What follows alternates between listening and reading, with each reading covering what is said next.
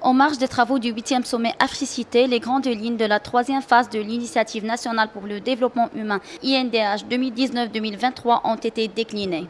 Cette troisième phase s'articule autour de 2 objectifs et 4 programmes volontaristes s'attaquant chacun aux principaux freins au développement humain au Maroc.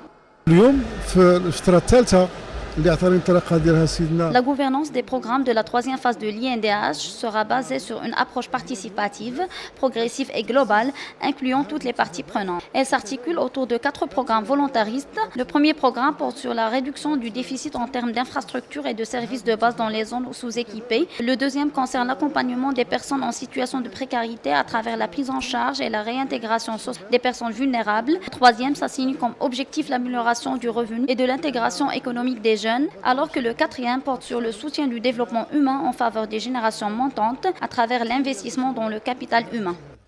La mise en place des partenaires avec des têtes est l'une des innovations majeures de la nouvelle phase de l'INDH. L'objectif est d'en faire des pivots sur lesquels prendre appui pour renforcer les synergies et faciliter la cohésion entre les différents acteurs impliqués.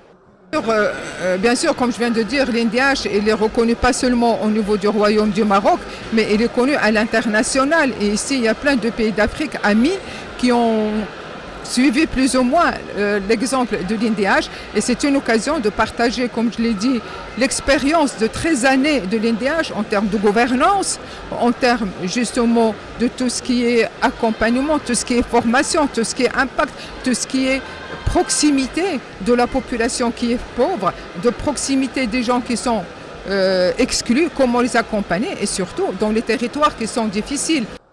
Si les 2 premières phases de l'INDH ont accordé un intérêt particulier à la lutte contre la pauvreté dans le milieu rural, la lutte contre l'exclusion sociale dans le milieu urbain, la lutte contre la précarité, la réhabilitation territoriale et le renforcement des infrastructures et des services de base, la troisième phase se focalisera sur la consolidation de ces acquis et la réorientation de ces programmes pour la promotion du capital humain, le soutien des catégories dans une situation difficile et le lancement d'une nouvelle génération d'initiatives génératrices de revenus et d'emplois.